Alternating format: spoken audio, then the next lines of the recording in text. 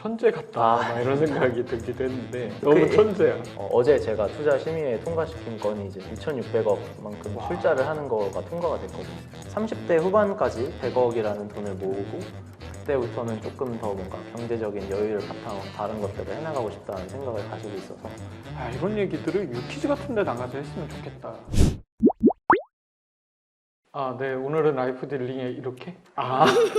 그냥 본인 소개할 때 어떻게 소개하세요? 안녕하세요. 저는 옥스퍼드 대학에서 정치 철학 경제라는 PP라는 프로그램을 전공을 하고 프랑스 투자은행이죠. 그래서 BNP 파리바랑 모건 스탠리라는 투자은행을 거쳐서 지금은 이제 한 500조가 넘는 자산을 가지고 있는 GIC라는 싱가포르 국부펀드에서 인프라 사모 투자 일을 하고 있습니다. 500조, 뭐 사실 일반인들이 들으면 어느 정도 규모인지 잘 모를 사실 정도예요. 그것보다 더 커요. 근데 이게 아무래도 싱가포르 국부다 보니까 이게 그 나라의 기밀이거든요. 정말 총액이 얼마 되는지 아는 사람은 굉장히 소수밖에 없어요.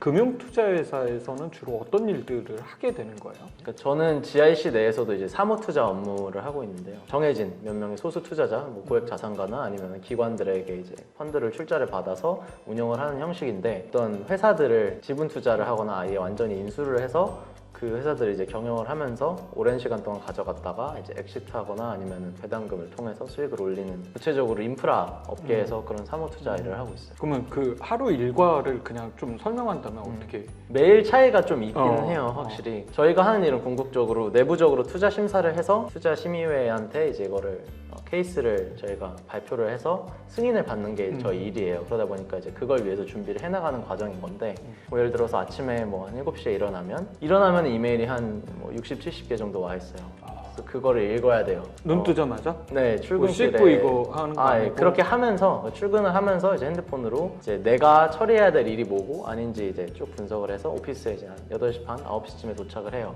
여러 가지 회의가 있고 그다음에 현재 진행되고 있는 딜에 대한 실사 과정이 진행이 돼요. 그러니까 실사는 뭐냐면 저희가 투자하는 자산에 대해서 되게 면밀하게 파악을 해야 되잖아요. 정말 수천억, 수조, 수십조짜리 회사를 사면은 정말 모든 디테일을 다 알아야 되거든요. 그런 실사 과정을 통해서 이제 Q&A를 굉장히 많이 진행을 하고 관련해서 컨설턴트들이랑도 미팅을 하고 변호사들이랑도 미팅을 하고 이런 업무상 미팅들을 하다 보면은 오후 한 5시, 6시 정도가 돼요. 그때가 이제 사실 2라운드가 시작을 하는 건데 저희가 수집하고 검증한 정보를 바탕으로 해서 저희가 이제 투자 케이스를 짜내러 가는 거예요. 그래서 왜 이 회사에 투자를 해야 되고 이 회사의 이제 셀링 포인트는 뭐고 이런 내용을 저희가 투자심의회한테 이해하기 쉽게 전달을 하려면 그 내용을 잘 녹여내야 되잖아요.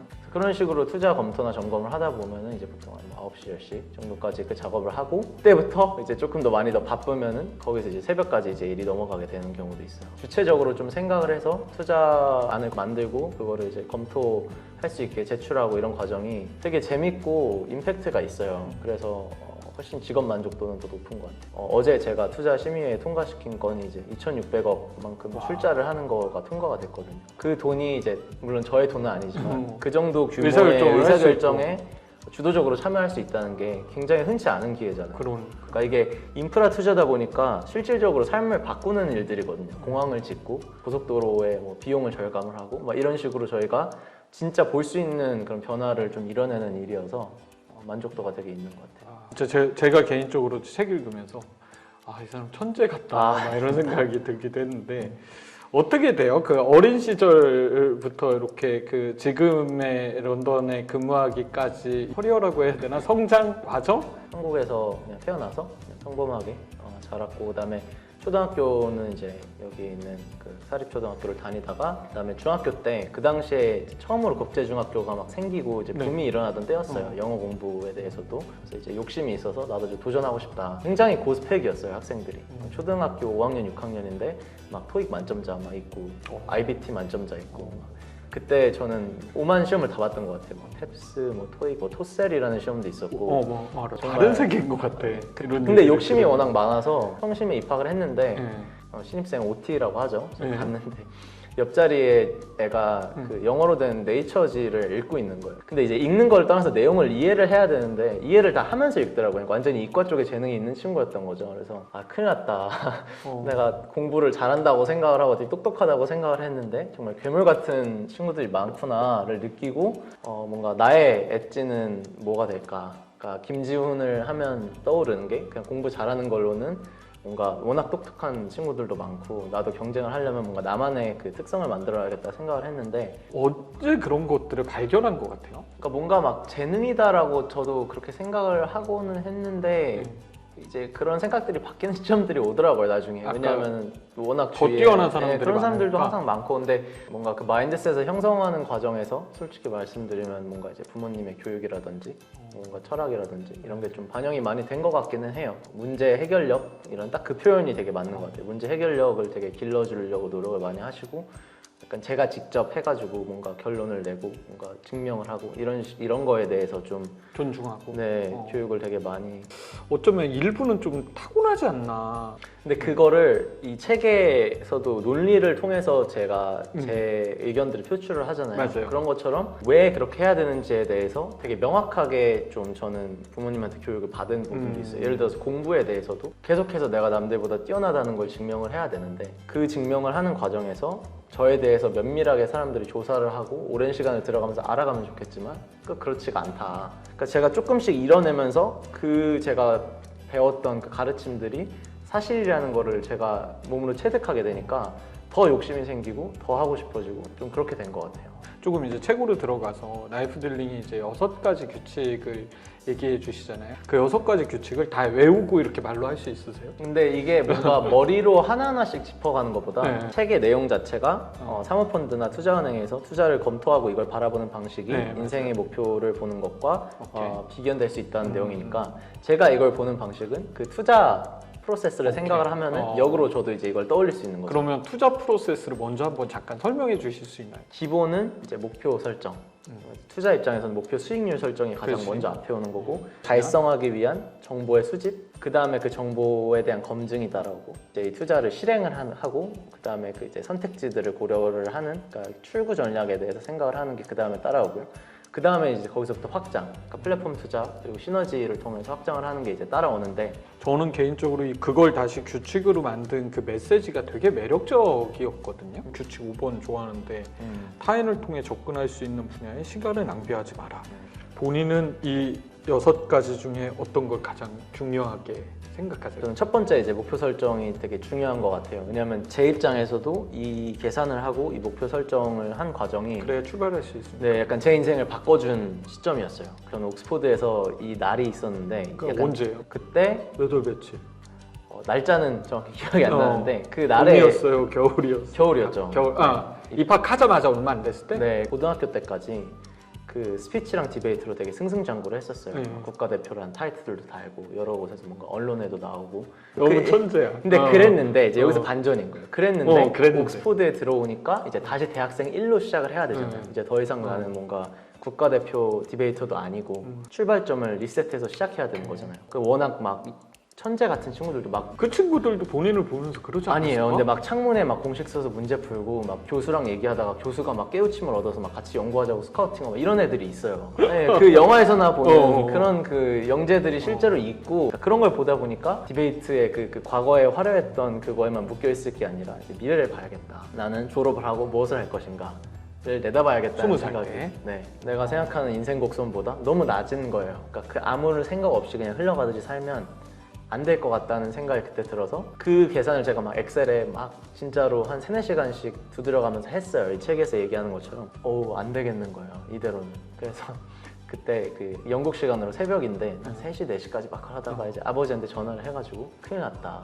충격적인 결론을 제가 지금 마주했다 이러면서 아빠 커리어적으로 이제 좀 생각을 많이 해봐야 될 것 같다. 그런 얘기를 이제 아빠랑 하면서 제가 좀 더 책임감 있게 뭔가 제 삶을 좀 설계를 해보겠다는 얘기를 했었던 기억이 나요. 그 날이 있었어요, 정확히. 근데 이제 그 이후로부터는 이제 역공학을 통해서 생각을 하게 된 거죠. 그러니까 내가 원하는 거를 제가 얻기 위해서는 언제 어떤 것들을 해야 되고 그때부터 이제 지금 현재까지 계속 역공학을 해서 당장은 뭘 해야 되는지. 조금 더 들어가서 저는 개인적으로 규칙 2에서도 절대로 신뢰하지 마라, 일반화의 오류를 범하지 마라 이런 것도 되게 인상적이었거든요. 내가 겪었던 그런 일반화의 오류, 그 당시를 좀 얘기해 줄 수 있는 게 있어요. 주위에서 어쨌든 해외에서 커리어를 쌓고 있으니까 그런 얘기를 되게 많이 하시거든요. 한국 들어오면 야, 넌 네, 뭐 지훈아 너는 뭐 이미 런던에서 성공했다. 이미 그렇게 하고 있으면은 너는 한국만 오면은 이제 뭐 끝이다. 그래서 저도 한동안은 그거에서 되게 마음의 안정을 많이 받으면서 그걸 있는 그대로 믿었었거든요. 언제 한번 그냥 그런 의문이 생긴 거예요. 그러니까 이런 식으로 내가 라이프 엔지니어링을 하는데 리버스 엔지니어링을 하는데 이거 만약에 사실이 아니면 어떡하지?에 대한 생각이 들어서 의심도 잘하시고. 네, 그때부터 이제 좀 정보를 많이 수집했던 것 같아요. 한국에서 뭐 같이 인턴하면서 만났던 분들이랑도 얘기를 해보고 업계 선배님들이랑도 얘기를 해보고 조금 조사를 해보니까 어느 정도는 맞는 얘기예요. 그러니까 외국에서 뭔가 일을 한다는 것 자체가 아직까지는 프리미엄이 있는 거는 사실인 것 같은데 시간 이상의 어떤 직급을 넘어서 해외에서 일을 하다 보면 그 사람은 국내 시장에 대한 이해도가 좀 부족하다는 그런 인식도 있고 실제로 아무래도 그 시간 동안 국내에서 일을 해온 다른 분들이 계시니까 그게 사실은 더 현실적으로 말이 되잖아요. 그냥 무조건 외국에서 일했다고 끊는다는 얘기가 조금만 들어보다 보면은 이게 논리가 좀 빈약한 얘기니까 그렇기 때문에 남이 해주는 얘기에 대해서도 내가 검증을 하고 내가 확인을 해야 되는 거지 막상 그렇게 들여다보면은 또 그것도 말이 되네요 이런 정도의 수준의 조언일 수도 있다는 거죠. 제가 이거는 꼭 하고 싶은 이야기였는데 이 돈의 무게가 있잖아요. 다른 이제 주위 지인들의 돈을 제가 받아서 관리를 한다고 하면 그 무게가 굉장히 크잖아요. 근데 싱가포르의 국부를 관리하는 펀드라는 거는 정말 이 나라를 어떻게 보면 경영하는 거나 마찬가지. 이 나라의 미래를 약간 짊어지고 있는 어떤 M&A를 하거나 투자건을 할 때 실사를 하면 뭐 맥킨지나 BCG 아니면 뭐 정말 로펌들 그 세계 탑티어 로펌들이나 이런 곳에서 저희한테 자문을 제공을 해주고 정보를 가져다 줘요. 수입료만 정말 뭐 수백억씩 낸단 말이에요. 근데 그러면 그쯤 되면 그대로 믿어도 되잖아요. 근데 그렇지가 않아요. 저희는 그 사람들에 대한 실사를 하기 개인적인 위해서 거라는 거니까. 또 시간을 투자하고 오케이. 저희는 네트워크 레퍼런스 콜도 정말 뭐 10개, 20개씩 하고 뭔가 문제를 만약에 포착을 한다면 저희가 하는 딜의 규모가 수십조가 되니까 그걸 통해서 돈을 절약하거나 아니면은 딜의 가치를 저희가 바꿀 수 있거나 잘못된 투자를 저희가 거를 수 있으면 그걸로 된 거예요. 그러니까 그것처럼 인생에서 하는 결정들의 무게가 있으니까 그걸 위해서 그 정도의 뭔가 시간 투자랑 실사는 해야 된다는 그런 생각인 것 같아요. 고민은 카드를 손에 쥐고 나서 해도 늦지 않다. 왜 이게 규칙 3인지 또 어떤 의미인지 조금 설명해 주실 수 있을까요? 이게 사실은 제가 리뷰를 읽어봤을 때 제 뼈 때리는 내용이다 이렇게 말이 많았던 부분인 것 같아요. 근데 이제 고민에 대한 내용이고 선택지에 대한 내용이에요. 특히 2030 세대가 뭔가 인생에 대해서 이제 설계를 할 때 고민을 한다, 약간 계획을 한다 이런 얘기를 많이 하는데 실질적으로 그 고민을 조금 들여다보면 이게 제가 얘기하는 리버스 엔지니어링 같은 그런 고민이 아니라 뭔가 약간 좀 그러니까 뭐 떠다니는 생각들이거든요. 사실 좀 잘 살고 싶은데 돈을 모아야 될 텐데 거기까지야. 무슨 일을 좀 해야 될까? 근데 그러다가 더 이상 이제 선택을 미룰 수 없는 순간이 왔을 때는 나는 고민할 대로 했으니까 그 당시에 눈앞에 있는 선택지를 그냥 오케이. 덥석 무는 거예요. 그렇게 되기가 쉬워요. 사람 심리가 뭔가 하나를 딱 잡아서 결단력 있게 행동하기가 어려우니까요. 제 생각에는 그런 떠다니는 생각들을 쫓는 이유 중에 하나는 최적의 타이밍을 찾으려고 해서 그런 것 같아요. 그러니까 나의 가치에 부합하는 딱 알맞은 완벽한 기회가 찾아오지 않으면 뭔가 계속 고민을 하게 되는 거죠. 근데 이제 카드를 손에 쥐라는 표현이 이제 그거에 맞는 이유가 당장의 기회가 없으면 아무것도 안 하는 것보다는 뭔가를 경험을 하는 게 나의 성장 곡선에 도움이 되거든요. 그게 어떤 일이라고 하더라도. 그래서 매 순간에서의 그 승률을 높이려면은 당장 내 눈앞에 있는 기회를 통해서 여러 가지를 배우고 추구하되 방향 설정을 이제 계속 바꿔가는 게 더 좋은 전략이다. 멘탈 관리도 되게 잘하는 부분인 것 같고 체력은 젊어서 체력이 괜찮은 건가요? 제가 아니에요. 알기로 오늘도 얼마 안 자고는 지금 나오신 건데. 네, 저는 어떻게 보면 이 투자은행이나 이 사모펀드 업계에 있는 사람들 보면은 에너지가 진짜 넘치는 사람들이 있거든요. 막 마라톤 뛰고 그래요, 주말에 막. 저는 뭔가 그 정도의 고에너지는 아니고 저는 꾸준하게 계속 가는 편이에요. 그래서 별명이 그 정찬성 선수를 따서 이제 좀비? 회사에서 이제 코리안 좀비였어요. 쟤는 진짜 죽을 것 같은데 애가 얼굴이나 막 일하는 거 보면은 진짜 피곤하고 힘들어 보이는데 어떻게 계속 한다 약간 이런 느낌이 정신력으로 버티고 있습니다. 성격은 어떻게 돼요?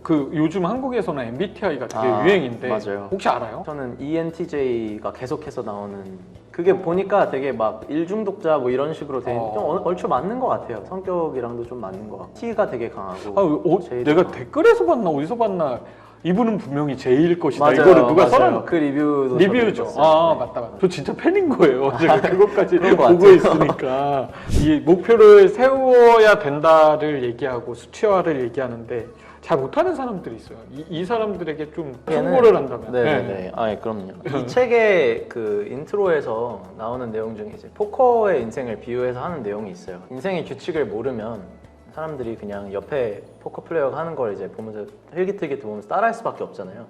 근데 그런 식으로 룰을 모르고 플레이해서 이제 포커를 이길 수가 없잖아요. 이 목표를 정하지 않고 이런 식으로 리버스 엔지니어링을 해서 좀 본인이 스스로의 그 안전지대라 그래, 컴포트 존이라 그러죠. 그거를 나가려고 하지 않으면 옆 사람을 보면서 따라하면서 이제 살 수밖에 없고, 그러다 보면은 본인이 원하는 인생 곡선을 절대 달성할 수가 없거든요.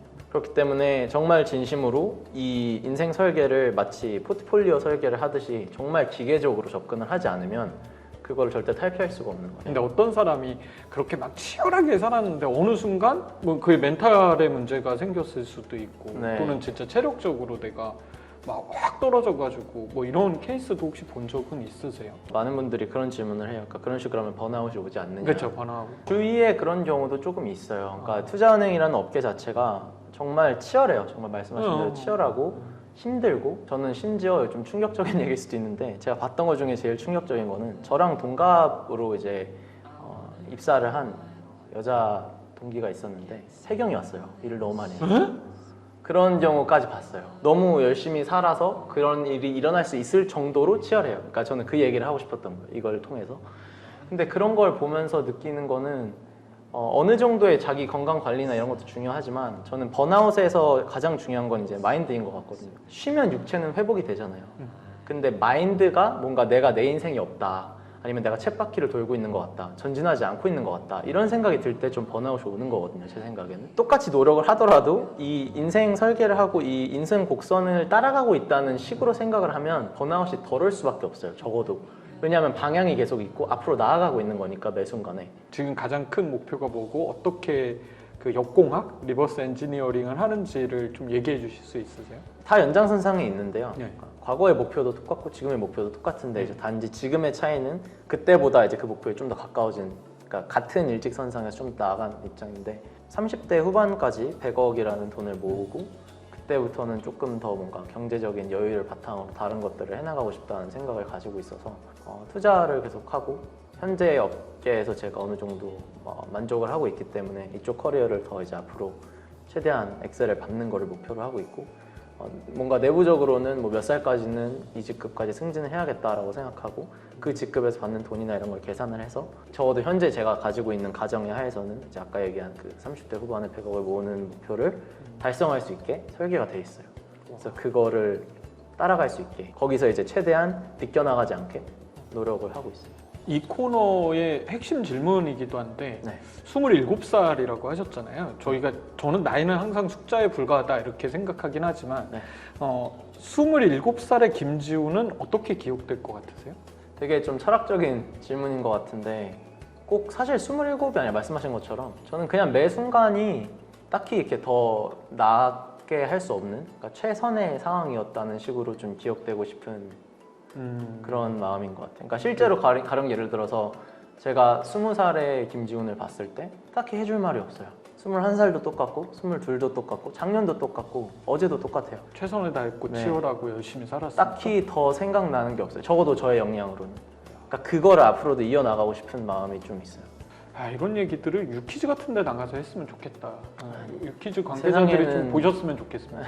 마지막 질문인데 현재 나의 모습 한 단어나 문장으로 표현한다면? 그냥 인생 곡선에 안착해 있다라는 표현이. 인생 곡선에 안착해 있다. 네, 그러니까 제가 그린 인생 곡선에서 이제 X축이 시간이라고 제가 책에서 얘기를 하는데, 그다음 Y가 이제 성장 관련된 이제 변수라고 치면 이 X에서 27 위에서 점이 있다면 그 딱 거기에 있다. 점에 있거나 그 더 위에 있는, 그렇게 표현을 하는 게 이 책의 컨텍스트랑도 잘 맞는 것 같고 실제로 그렇다고 생각을 하고, 어떻게 보면 기존에 생각했던 것보다는 좀 더 빨리 왔어요. 운이 좋은 것도 있었고 제가 알맞은 기회들을 잘 찾은 것도 있었는데 앞으로도 이제 그 위에서 있을 수 있게 노력을 많이 하려고 합니다. 저 오늘 너무 재미있거든요. 팬으로서 작가님을 만난 것 같은 느낌으로 시간을 보냈고 작가님은 이 시간이 어떠셨어요? 성공에 대해서 열정적으로 얘기할 수 있는 시간이 되게 흔치가 않아서 되게 값진 것 같아요. 그래서 뭔가 막연한 위로가 아니라 어떻게 보면 우리 모두한테 필요한 그런 사고 방식이기 때문에 좀 더 이제 터놓고 얘기할 수 있는 기회들이 더 많아졌으면 좋겠다는 생각이 듭니다. 저는 또 모시고 싶어요. 또 모실 수 있는 기회가 빨리 오기를 기대하면서 기다리고 마무리하도록 하겠습니다. 고맙습니다. 감사합니다.